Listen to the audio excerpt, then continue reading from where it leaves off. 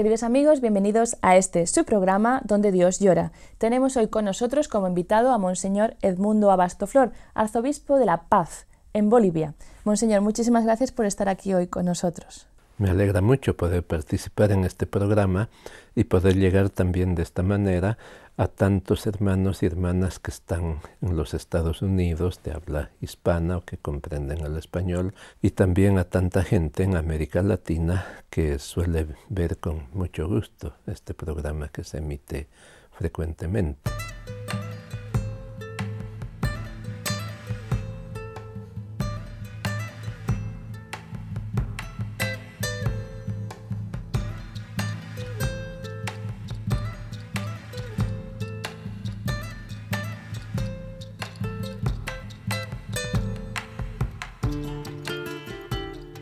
Monseñor, hemos tenido aquí en el programa, como usted nos acaba de decir, mucha gente de todo el mundo, misioneros, religiosos, sacerdotes, obispos, pero usted ya lleva muchos años tanto de sacerdote como de obispo, son 45 años, más de 45 años de sacerdote, de sacerdocio y más de 25 años de obispo. Es un largo caminar, ¿no?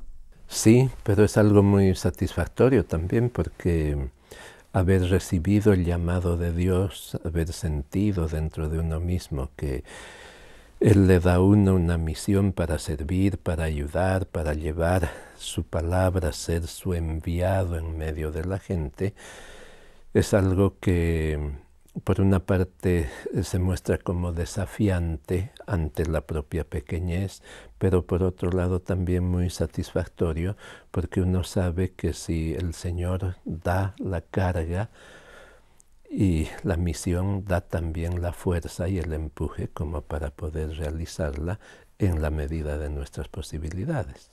Hablemos quizá un poquito más ahora de la situación del país, de Bolivia. Es un país que es quizá el de mayor población indígena de toda Sudamérica. 2/3 de la población son indígenas y un 60% de ellos son aymaras y quechuas. Se habla de 36 etnias diferentes que viven en el territorio de Bolivia. Por supuesto, las más grandes son la quechua y la aymara en esa proporción, cada uno de ellos con algunos millones de habitantes. Luego viene la etnia guaraní, en la frontera con Paraguay y también con el Brasil, y luego vienen cantidad de pequeños grupos étnicos repartidos sobre todo en la zona de los llanos, en la zona vecina al Brasil, pero también tenemos algunas en el altiplano, en los valles. Somos un pueblo formado por muchos pueblos o por muchas naciones, porque ahí viene además el intercambio y la mezcla entre unas y otras culturas y pueblos, viene la mezcla grande de la inmigración europea, de la conquista, la cantidad de gente de origen español que tenemos, y también ahora, en las últimas décadas diríamos, una cierta inmigración extranjera de algunos países nórdicos, lo cual enriquece enormemente la vida de nuestro pueblo y nos hace ver y apreciar la variedad y también lo específico de cada uno, de cada pueblo, de cada cultura, así como también lo específico de cada persona. Yo me preguntaba eso, con casi cerca de 40 etnias, la riqueza cultural debe ser inmensa, casi única, pero también la cantidad de retos y desafíos que hay para unir en un pueblo, Bolivia, toda esta riqueza cultural, pero tan diferente por otra parte. Claro. ¿Cómo se puede hacer un lindo ramo con mucha cantidad de flores? Ese es el desafío, el tratar de construir ese lindo ramo y que en lo posible los colores hagan juego unos con otros, ya sea por la similitud o ya sea también por el contraste. Las diferencias no siempre significan distanciamiento, sino que hay que ver cómo esas diferencias pueden llevar a una unidad más grande de aquello que Dios ha querido pues para los seres humanos. muchos pueblos, muchas razas, los continentes, tanta cantidad de gente en una y en otra parte. Nosotros tenemos algo de esa riqueza universal en nuestro pequeño país, por así decirlo, por el número de habitantes, alrededor de 11 millones nada más. Y en esta diversidad étnica, ¿cómo es entonces en la Iglesia? En la Iglesia también existe, en la parte del pueblo, existe esta diversidad étnica. ¿Y en el clero se refleja también esta situación? Fui rector del Seminario Nacional de Bolivia durante algunos años, formador también allá, y a veces era interesante el ver cómo entre nuestros seminaristas habían como 6 o 7 lenguas maternas diferentes. La que nos unía a todos era y es, por supuesto, el español, pero cada vez más también se va promoviendo el uso y el respeto y el mantenimiento, diríamos, de las lenguas y de las tradiciones culturales de varios de estos pueblos. La mayoría de estos, así 30 y tantos, son grupos pequeños de algunos miles de personas nada más, ¿no? Y entonces su influencia es más bien localizada, pero tenemos que tenerlos en cuenta en el conjunto del país y tratar de ver lo propio, lo específico que tienen, que se expresa en sus costumbres, se expresa sobre todo en la lengua y se expresa también en sus tradiciones culturales y tradiciones religiosas, para ver cómo integrar y hacer que de eso se pueda tener ese jardín lindo dentro de la Iglesia y dentro de la sociedad civil y política también boliviana. Y en el tema vocacional, yo hace poco leía que el nuncio de Bolivia, Monseñor Di Quatro, dijo que existía una ansia de Dios. ¿Esta ansia de Dios también se transmite a todas partes o parece ser que en ciertos grupos o en ciertas etnias o culturas está como más de fondo? Nuestros pueblos indígenas son muy religiosos. Es algo sorprendente el ver cómo todos los aspectos de la vida tienen para ellos una relación con Dios, con lo religioso. La mayoría son católicos y entonces siempre se piensa en Dios en los diferentes acontecimientos de la vida, sean de tipo cultural, sean de tipo social, también de tipo político, también, por ejemplo, cuando hay diversión, cuando hay fiestas, tenemos algo así como el Carnaval de Río. Nosotros tenemos el Carnaval en la ciudad de Oruro, con miles de personas que vienen bailando y danzando por la ciudad, pero que en el fondo es una procesión, porque todos se dirigen hacia el santuario de la Virgen del Socavón y los grupos de cientos de personas pasan por el santuario a saludar a la Virgen, a ofrendar su danza, su canto, su alegría a la Virgen y a pedir su bendición también para la propia vida. Es algo muy lindo, esa unión de fe y de vida, diríamos, de lo religioso y de lo mundano y de lo profano. Casi es un ejemplo, diríamos, para aquello que deberíamos tener también en nuestra sociedad occidental, en nuestra sociedad así civilizada, avanzada, que sensiblemente está marginando el aspecto religioso de la vida de las personas y se está concentrando en lo material, en lo económico, en lo financiero, olvidando que la base de todo y el fundamento y el cimiento es el apoyarnos en Dios. Venimos de Dios, somos criaturas de Dios y estamos enviados por Él para realizar y vivir nuestra vida y hacer que nuestro mundo sea un mundo más digno, más justo y que se acerque hacia su plenitud, que es también Dios que nos espera al final, el principio y el fin, el alfa, decimos, la primera letra del alfabeto griego, y la omega, la última letra del alfabeto griego también. Dios es el principio y el fin, el A y la Z. ¿Siente en Bolivia también un acceso fuerte de secularismo, dijéramos, de esa mentalidad materialista, como en otros países? Sí, se sienten ambas fuerzas, diríamos. Por una parte, la fuerte tradición indígena, secular, plurisecular, ese asentamiento, afianzamiento religioso de nuestra gente, pero por otro lado el influjo de los medios de comunicación, el influjo de las corrientes modernas y postmodernas que nos vienen a través de esos contactos cada vez más amplios del internet, de los teléfonos, de la televisión, etcétera, que nos muestran otros aspectos del así llamado primer mundo, del mundo desarrollado, que a veces engañan a nuestra gente pensando que el resbalar hacia lo material, el resbalar hacia el consumismo fuera algo, por así decirlo, moderno y algo a lo que habría que aspirar, cuando más bien hay que conservar esos valores propios y fundamentales que tenemos,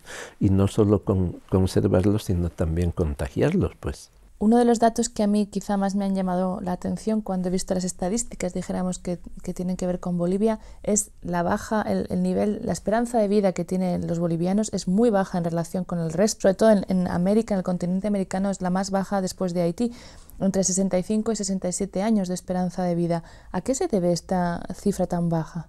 Algo parecido a lo que sensiblemente pasa con nuestros hermanos en Haití.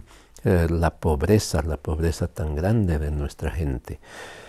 La pobreza que además se ha asentado, diríamos, más fuertemente en las poblaciones indígenas, las poblaciones rurales. En el campo, en muchas partes, no se cuenta, diríamos, con lo mínimo que puede pensar una persona humana, con agua corriente o menos electricidad o acceso a la salud, condiciones de trabajo muy duras, muy fuertes en el campo, el sol tan fuerte ahí a 4.000, 4.500 metros que quema y que provoca enfermedades, el trabajo en las minas con esa explotación minera tan grande que hemos tenido, hace que la esperanza de vida de nuestra gente sigue siendo pequeña en comparación con otros países, y a la vez es para nosotros un desafío, para nuestro pueblo, para nuestros políticos, diríamos, la dirigencia social y cultural del pueblo, y por supuesto para la Iglesia, un desafío para mejorar las condiciones de vida de nuestra gente, pero hacerlo en forma integral, no solo unilateralmente nada más, pensando que solo el dinero y que solo lo material va a llevar a condiciones superiores de vida. Quizá me hablabas también de la minería, de las zonas de agricultura, de las dificultades que tienen los bolivianos a veces en el día a día para sobrevivir y para vencer la pobreza. Esto quizá debe ser uno de los motivos por los que muchos bolivianos deciden abandonar el país. 2 millones de bolivianos viven fuera de su país. ¿Qué consecuencias ha tenido esto tanto para esa gente que parte como para la familia, dijéramos, en Bolivia mismo? ¿Se nota una diferencia?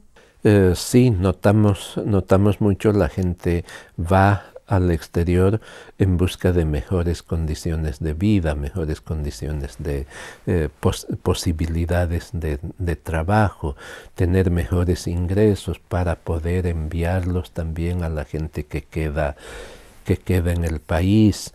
Pero ahí se tiene el problema de la división de las familias, de las distancias, de los problemas nuevos con que se encuentran nuestros migrantes, de la situación en que queda muchas veces la esposa o los hijos en el propio país, etc. La pastoral migratoria es una pastoral muy importante para nosotros porque nos lleva a preocuparnos por los hermanos que están fuera.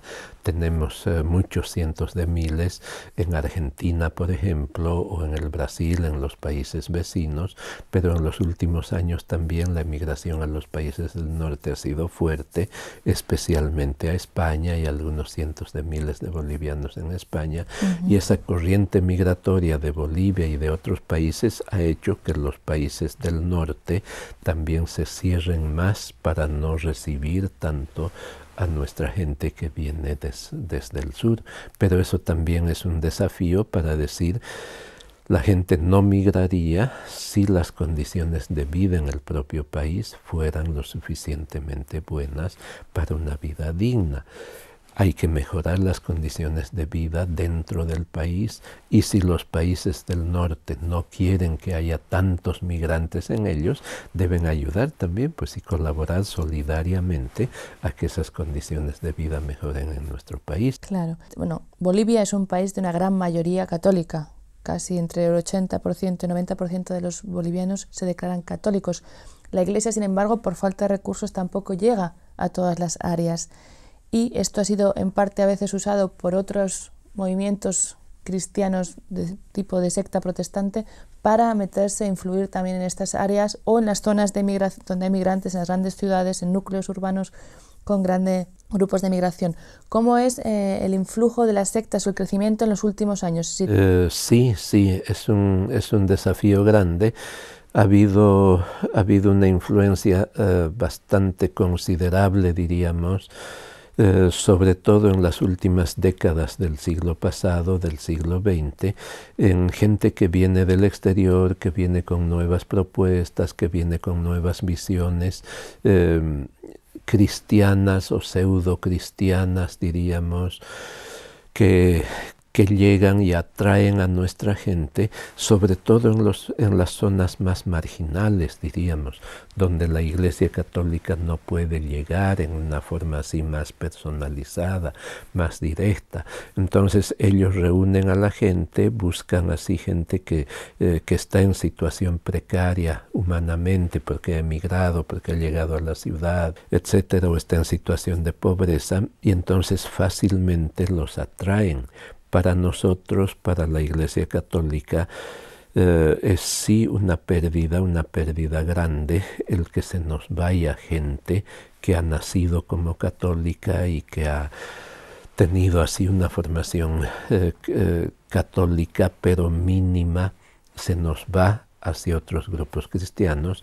Los respetamos a ellos, los vemos también como seres humanos que tienen derecho a tener otra visión de la vida y otra religión, pero por otro lado también con toda claridad y con ese mismo respeto decimos, les falta algo para llegar al verdadero camino.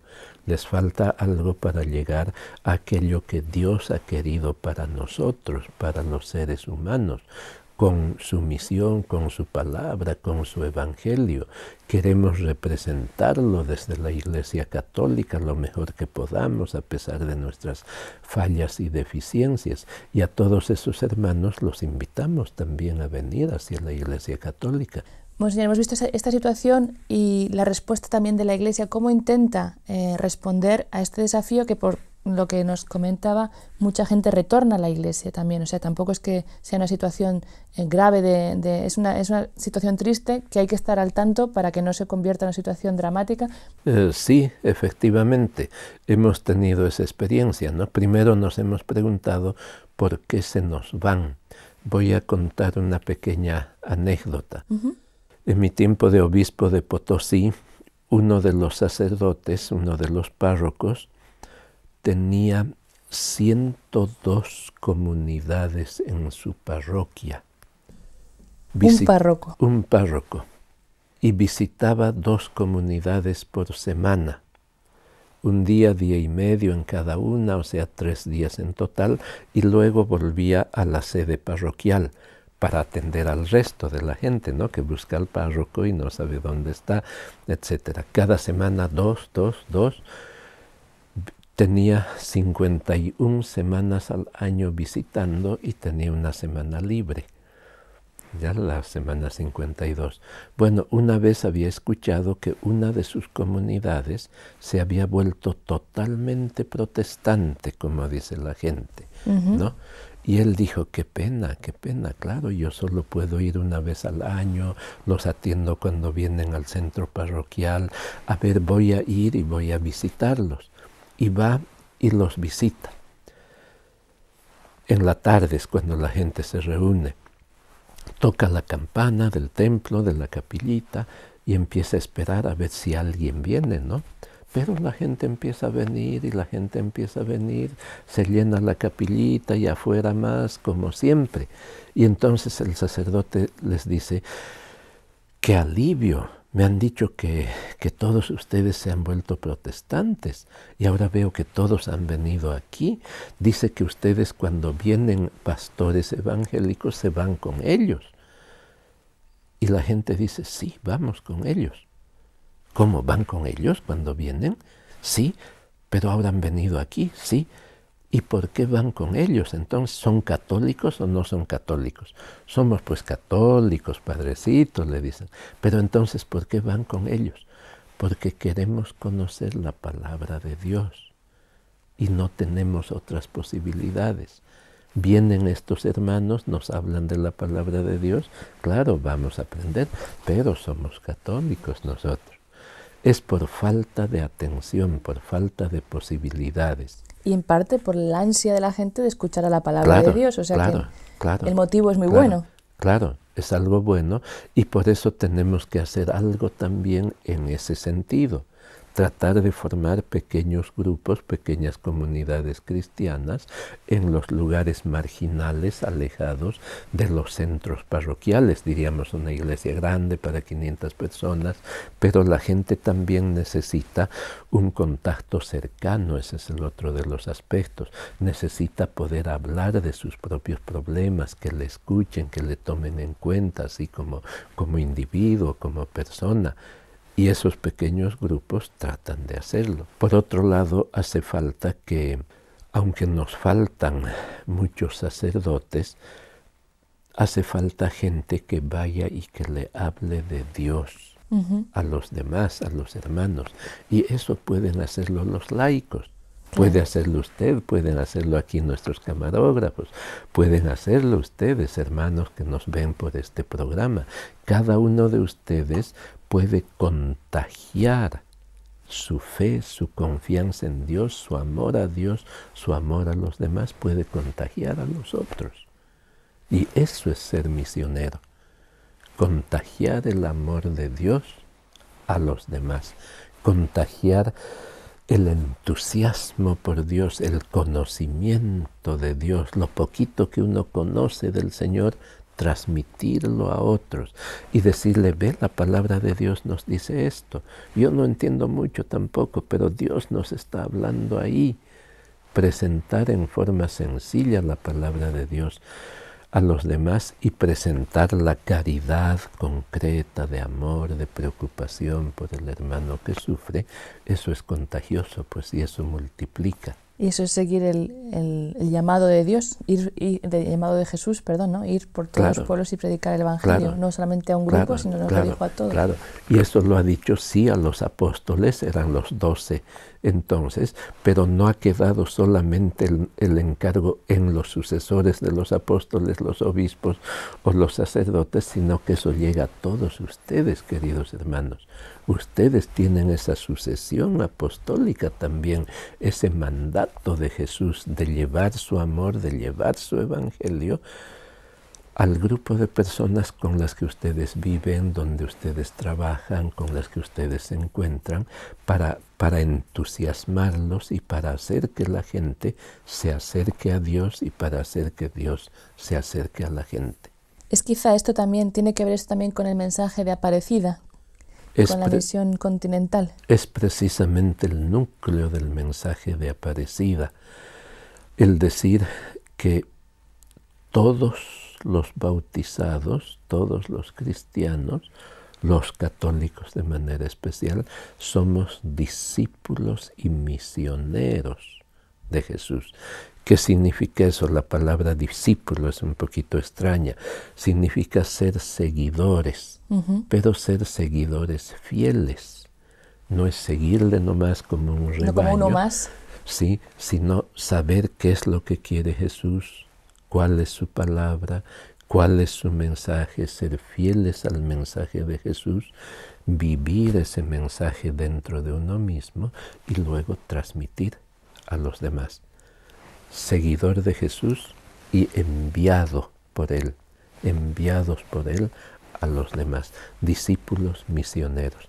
Eso estamos tratando de hacerlo en Bolivia, tratar de convencer a nuestra gente que todos tenemos esa misión, que todos tenemos ese encargo de nuestro Dios, y entonces no es solamente un grupito pequeño de 30 obispos, o no es solamente un grupito pequeño para todo el país de alrededor de 1000 sacerdotes o 2500 hermanitas religiosas. Somos un grupo grande de 8,5 millones al menos de cristianos católicos en Bolivia, que tenemos esa misión de conocer en primer lugar de manera real y profunda lo que el Señor nos dice y lo que el Señor nos pide, su mensaje, su evangelio, su buena noticia, de vivir ese mensaje dentro de nosotros mismos y de tratar de contagiar y de llevar a la gente nuestra convicción y nuestra vida, nuestro testimonio, nuestro ejemplo.